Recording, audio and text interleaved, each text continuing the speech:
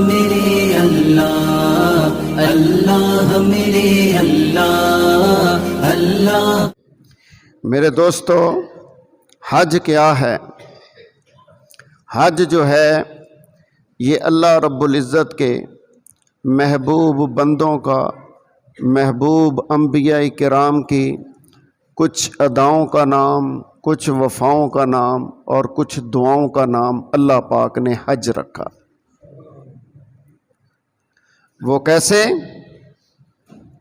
سب سے پہلی بات، اللہ رب العزت فرماتے ہیں کوئی بندہ کسی ملک کا بھی ہو، کسی ذات کا بھی ہو، کسی کیٹاگری کا بھی ہو، امیر ہو غریب ہو، جس طرح کا بھی ہو، اس کو چاہیے کہ جب وہ بیت اللہ کے سفر پر چلے اپنے سارے کپڑے اتار کے 2 احرام کی چادریں باندھ لے۔ یہی چادریں اس نے باندھ کے قبر کے اندر بھی جائے۔ وہاں بھی اللہ کے حضور پیش ہونا ہے، اور حج پر بھی حجاج کرام کہاں پیش ہوتے ہیں؟ اللہ کے حضور، تاکہ کوئی حاجی بھی دوسرے حاجی کو یہ دیکھ کے نہ کہے کہ اتنے کتنے قیمتی کپڑے پہنے ہوئے ہیں، میرے پاس نہیں ہے۔ اتنے کتنی قیمتی گھڑی لگائی ہوئی ہے، میرے پاس نہیں ہے۔ کتنی قیمتی پگڑی پہنی ہوئی ہے، میرے پاس نہیں ہے۔ تو اللہ پاک فرماتے ہیں یہ سارا قیمتی لباس یا بغیر قیمتی لباس سارا اتار دو، اور میرے سامنے پیش ہونا ہے تو صرف 2 چادروں میں آؤ، تاکہ تم سب کا فرق ختم ہو جائے، سارے برابر ہو کر جس طرح قیامت کے دن میرے سامنے پیش ہوں گے، اسی طرح اللہ پاک چاہتے ہیں کہ حج پر بھی سارے مسلمان برابر ہو کر میرے سامنے پیش۔ پھر اس کے بعد اللہ پاک فرماتے ہیں کہ ایک ترانہ تمام حجاج کرام کی زبانوں پر ہونا چاہیے۔ وہ اللہ پاک کیا ترانہ ہے؟ اللہ پاک فرماتے ہیں وہ ترانہ یہ ہے کہ جب میرے محبوب پیغمبر حضرت ابراہیم علیہ السلام نے اپنے بیٹے سیدنا اسماعیل علیہ السلام کو اپنا خواب بیان کیا کہ بیٹے میں دیکھ رہا ہوں خواب میں تجھے ذبح کر رہا ہوں۔ اور انبیاء کرام کا جو خواب ہوتا ہے وہ بھی وہی ہوتا ہے۔ جیسے ہم نے پچھلے جمعۃ المبارک میں یہ بیان کیا کہ حضور پاک صلی اللہ علیہ وسلم جب 10 سال ہو چکے تھے مدینہ شریف میں آئے ہوئے، تو آقا کریم نے بھی خواب ہی دیکھا کہ میں صحابہ کرام کے جمگھٹے کے ساتھ عمرے کی ادائیگی کے لیے حرمین شریفین جا رہا ہوں۔ تو حضور نے صبح اعلان کر دیا کہ اللہ کی طرف سے عمرے کا اعلان ہوگا۔ اسی طرح ابراہیم علیہ السلام نے جب خواب دیکھا کہ میں اپنے بیٹے کو ذبح کر رہا ہوں تو بیٹے کو بھی بتا دیا۔ اب وہ اتنا فرما بردار بیٹا تھا، اس نے آگے سے یہ نہیں کہا کہ ابا جی اپنے دماغ کا علاج کرائیں۔ کبھی کوئی باپ بھی بیٹے کو ذبح کرتا ہے؟ کسی بڑے ڈاکٹر کو آپ کا دماغ چیک کرواتے ہیں کہ آپ کو کچھ مسئلہ تو نہیں ہو گیا؟ ایسی کوئی بات بھی حضرت اسماعیل علیہ السلام نے نہیں کی۔ ان کو پتہ تھا کہ میرے باپ اللہ کے پیغمبر ہیں، اور پیغمبر کا خواب بھی وہی ہوتا ہے۔ تو انہوں نے فوراً لبیک کہتے ہوئے کہا یا ابت افعل ما تؤمر، اے ابا جان میں حاضر ہوں، جیسے اللہ پاک نے آپ کو حکم دیا ہے ویسے ہی کر گزر گئے۔ ستجدنی انشاءاللہ من الصابرین، اللہ پاک اے میرے ابا جان آپ مجھے پائیں گے کہ میں سارے کاموں میں صبر کرنے والا ہوں۔ تو جب اسماعیل علیہ السلام نے اپنے ابا کی بات پہ لبیک کہا کہ ابا جان میں حاضر، جیسے آپ کہیں گے میں حاضر، جیسے آپ کو حکم ہوا میں حاضر. تو یہ لبیک کا ترانہ اللہ پاک کو اتنا پسند آیا، فرمایا جو بھی حج یا عمرہ کے لیے آئے اس کا ترانہ یہی ہوگا، لبیک اللہم لبیک، لبیک اللہم لبیک. آج حجاج کرام یہی ترانہ گاتے ہوئے عرفات کے میدان میں موجود ہیں اور بلند آواز سے وہاں وہ اللہ رب العزت کو انہی کلمات سے پکار رہے ہیں کہ اللہ پاک تو نے ہمیں بلایا ہم حاضر ہو گئے، تو نے ہمیں بلایا ہم حاضر ہو گئے. کیونکہ حج کے لیے بلاتا کون ہے؟ اللہ بلاتے، جس کو چاہیں بلا لے. تو خیر، دوسری بات اللہ پاک نے عقیدے کی درستگی فرمائی. کہا کہ دوسری بات اس بات کا بھی اقرار کرو کہ میرے ساتھ کسی کو شریک نہیں ٹھہراؤ گے. تو فرمایا لبیک اللہم لبیک، لبیک لا شریک لک لبیک. اے اللہ ہم حاضر تو ہیں اور ہم اس بات کی گواہی بھی دے رہے ہیں کہ تیرا کوئی شریک نہیں ہے، تو وحدہ لا شریک ہے. ان الحمد والنعمت لک والملک لا شریک لک. اے میرے رب ساری حمدیں ساری تعریفیں تیری ہی، ساری نعمتیں تیری ہی دی ہوئی ہیں، اور ہم تیرا کسی کو کبھی بھی شریک نہیں ٹھہرائیں گے. ہم خالص ہو کے جب بھی عبادت کریں گے تیری ہی عبادت کریں گے. اب یہ ترانہ پڑھتے ہوئے حجاج کرام بیت اللہ میں داخل ہوتے ہیں. وہاں اللہ پاک فرماتے ہیں کہ جب میرے گھر پہ کسی کی پہلی نگاہ پڑے وہاں جو دعا بھی کرو گے میں وہ قبول کروں. اس لیے علماء کرام نے لکھا ہے جب بھی بیت اللہ پہ نگاہ پڑے تو پہلی دعا یہ کرنی چاہیے، یا اللہ بار بار ہمیں اپنے گھر کی حاضری نصیب فرما. کتنی پیاری دعا. اور دوسری دعا یہ کرنی چاہیے، یا اللہ پاک یہاں رہتے ہوئے میں جتنی بھی دعائیں کروں وہ ساری دعائیں اپنی بارگاہ میں قبول فرما دے. یہ دو دعائیں وہاں کرنی چاہیے بیت اللہ شریف کو دیکھتے ہو. پھر اب طواف شروع کرو بھائی، حجر اسود کے پاس آ جاؤ.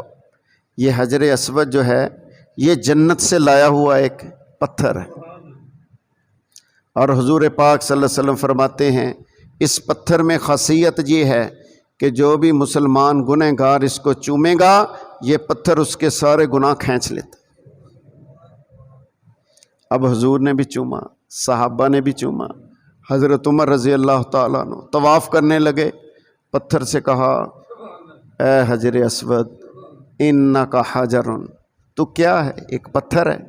لا تنفع ولا تضر، تو نہ کسی کو نفع دے سکتا ہے نہ کسی کو نقصان دے سکتا ہے تو پتھر. تجھے چومے کیوں؟ حضرت عمر فرما رہے ہیں تجھے کیوں چومے؟ تجھے چومتے اس لیے کہ میرے محبوب نے تجھے چوما، اس لیے ہم تجھے چومتے ہیں، ورنہ تیری کیا اوقات ہے؟ تو ایک پتھر ہے. نفع نقصان کا مالک کون ہے؟ اللہ ہے، تو نہیں ہے. لیکن میرے محبوب نے جو تجھے چوم لیا اس لیے ہم بھی تجھے چومتے ہیں، اپنے نبی کی سنت سمجھ کے چومتے ہیں. حضرت عمر رضی اللہ تعالی عنہ بہت ساری ایسی باتیں جو حضرت عمر رضی اللہ تعالیٰ عنہ نے سوچیں اللہ پاک کو بھی پسند آئیں. اللہ رب العزت نے قرآن میں وہ حکم بنا کے اتار دی. 7 چکر لگائے بیت اللہ کے. حضرت عمر فارغ ہوئے، مقام ابراہیم پہ آ گئے. سوچنے لگے یا اللہ یہ تیرے خلیل اللہ کی یادگار ہے مقام ابراہیم. مقام ابراہیم پہ ایک پتھر تھا. حضرت ابراہیم علیہ السلام جب بیت اللہ شریف کی تعمیر فرما رہے تھے اس پتھر پہ کھڑے ہو کے جب اینٹ اوپر لگانے لگتے تھے تو وہ پتھر خود ہی اوپر ہو جاتا تھا، نیچے اترنا ہوتا تو وہ نیچے ہو جاتا. یعنی ہڈالک کا کام دیتا ہے، جیسے لفٹ ہوتی ہے اوپر نیچے، اور اس پتھر کے اوپر حضرت ابراہیم علیہ السلام کے پاؤں کے نشان جم گئے، تو اللہ پاک کو وہ پتھر ہی اتنا پسند آ گیا کہ اس کو بیت اللہ میں ہی رکھوا دیا۔ تو حضرت عمر فرمانے لگے یا اللہ یہ ابراہیم علیہ السلام کی یادگار ہے، میرا دل چاہتا ہے کہ جو بھی عمرہ کرے یہاں 2 نفل پڑھ لیا کرے۔ یہ سوچ رہے ہیں ادھر سے جبریل امین نازل ہو گئے، فرمایا محبوب اللہ پاک حکم دے رہے ہیں وَاتَّخِذُوا مِن مَّقَامِ إِبْرَاهِيمَ مُصَلًّى، جب بھی کوئی عمرہ کرے گا بیت اللہ کا طواف کرے گا، اس کا عمرہ طواف مکمل ہی نہیں ہوگا جب تک کہ مقام ابراہیم میں 2 نفل نہ پڑھ لے۔ اب سارے حاجی جب بھی بیت اللہ کا طواف مکمل کرتے ہیں اس کے بعد یہی حکم ہو جاتا ہے کہ مقام ابراہیم پہ 2 نفل پڑھو بھائی۔ اگر آپ ویسے ہی طواف کر رہے ہیں، جیسے ہی 7 چکر مکمل کرو گے، ہماری شریعت کہتی ہے مقام ابراہیم پہ 2 نفل پڑھو، پھر طواف مکمل، پھر دعائیں کرو اللہ رب العزت سے، جو دعائیں کرو گے وہاں اللہ پاک ہر دعا کو قبول فرماتا ہے، لیکن یقین کا عمل ہونا چاہیے۔ دعا کرتے ہوئے یقین کا عمل ہو تو دعا فوراً قبول ہوتی ہے۔ اگر بندہ دعا تو اللہ سے کر رہا ہے اور دل میں خیالات اور پتہ نہیں قبول ہونے کے نہیں، ہم جیسے کمزور لوگ ایسے کرتے ہیں نا۔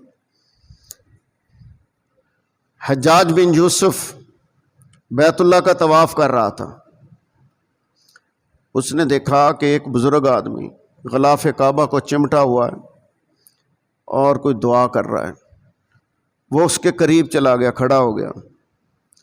وہ بزرگ آدمی دعا کر رہا تھا یا اللہ مجھے بینائی دے دے، نابینا تھا۔ تو حجاج بن یوسف نے اس سے پوچھا کہ تیری آنکھیں پیدائشی نہیں ہیں یا اب نہیں ہیں؟ اس نے کہا پیدائشی نہیں ہیں۔ تو کہا کہ تو دعا کر رہا ہے پھر تجھے بینائی کیوں نہیں ملی؟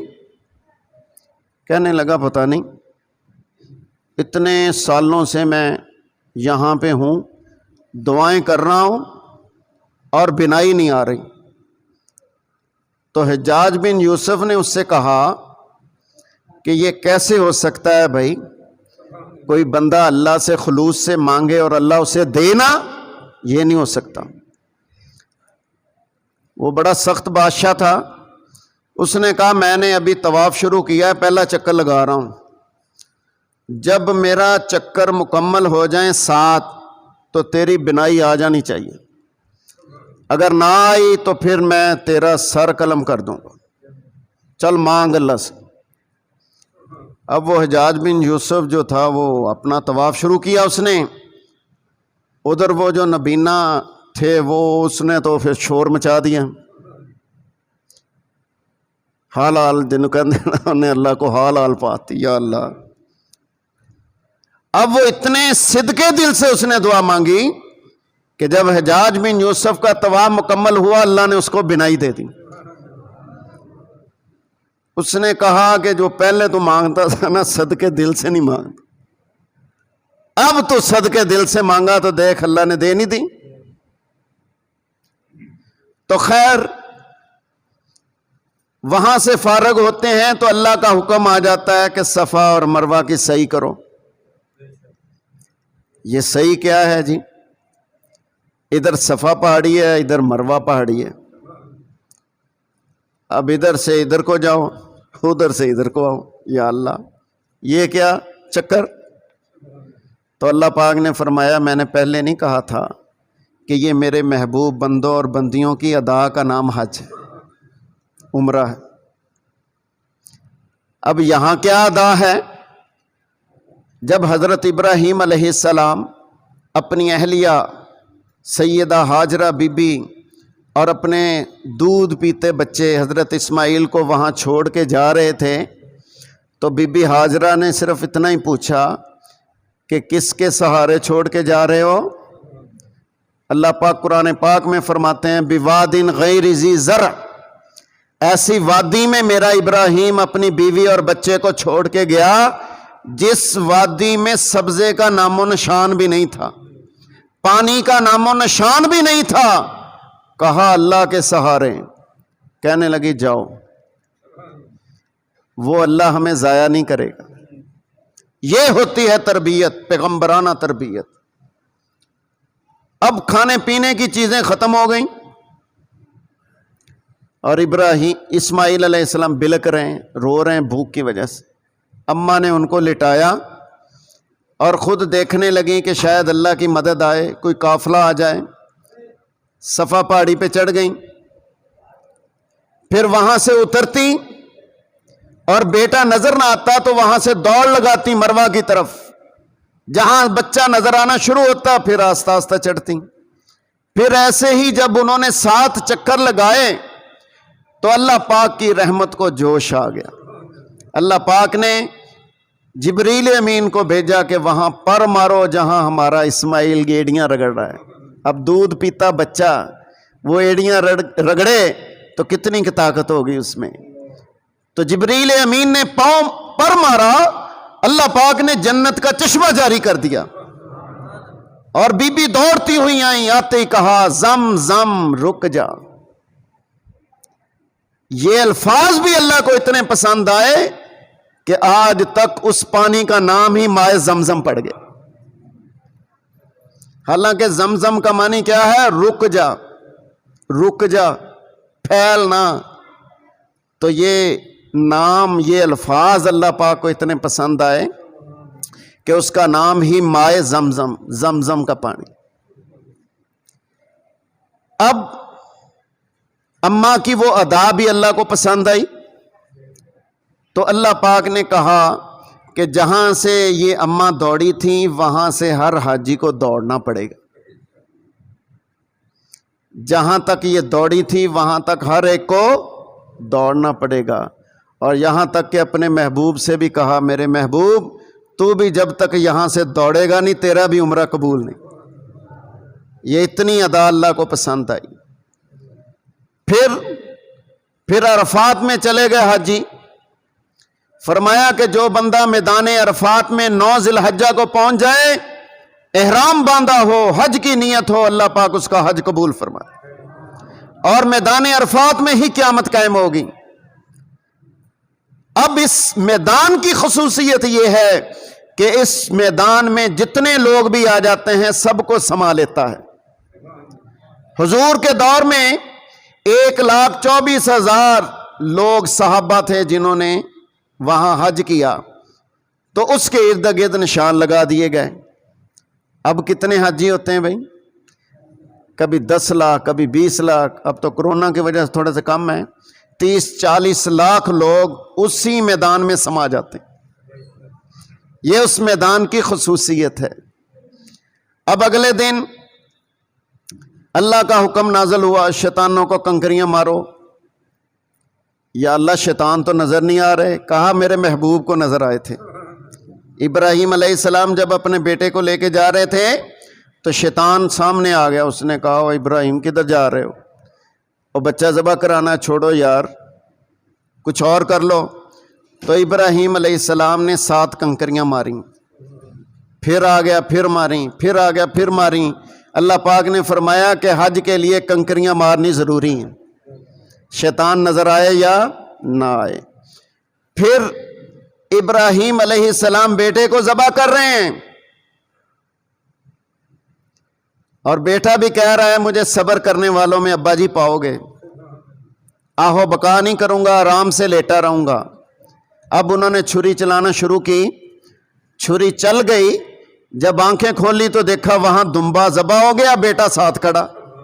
اللہ پاک نے فرمایا قد صدقت الرؤیا، اے ابراہیم ہم تجھ سے خوش ہو گئے، تو نے ہمارا ہر حکم بجا لایا، اور ہم یہ تیری سنت کو قیامت تک زندہ رکھیں گے۔ آج تک اور قیامت تک جتنے مسلمان بھی سنت ابراہیمی پہ عمل کریں گے سب کا ثواب ان کو بھی ملے گا، حضرت ابراہیم علیہ السلام کو بھی۔ کتنا بڑا ثواب اللہ دے رہے ہیں ان کو اتنی قربانی پر۔ آقا کریم سے صحابہ نے پوچھا یا رسول اللہ صلی اللہ علیہ وسلم یہ قربانیاں کیا ہیں؟ فرمایا سنت ابیکم ابراہیم، میرے ابا ابراہیم کی سنت ہے۔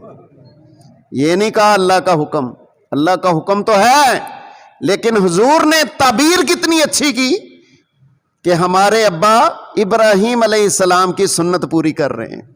تو اس کا مطلب یہ ہوا کہ جتنی بھی قربانی ہوگی سب کا ثواب اللہ حضرت ابراہیم علیہ السلام کو دے، کتنا بڑا اجر اللہ دیں گے ان کو۔ تو خیر بھائی، یہ قربانی کا موقع ہے، اللہ پاک نے جس جس کو ہمت طاقت دی قربانی کرنی چاہیے۔ سال میں ایک مرتبہ یہ موقع آتا ہے، قربانی ہوتی ہے بکرے کی، دمبے کی، گائے کی، بھینس کی۔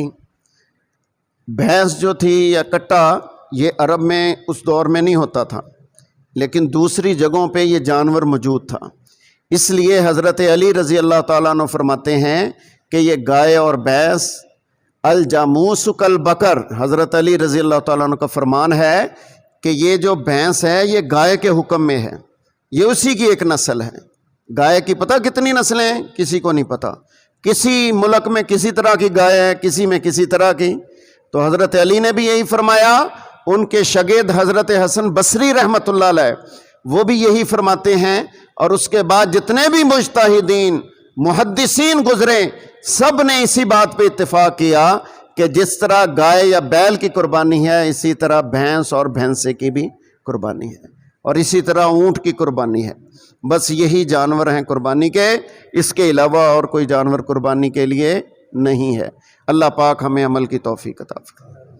اللہ میرے اللہ، اللہ میرے اللہ، اللہ اللہ میرے اللہ، اللہ میرے اللہ، اللہ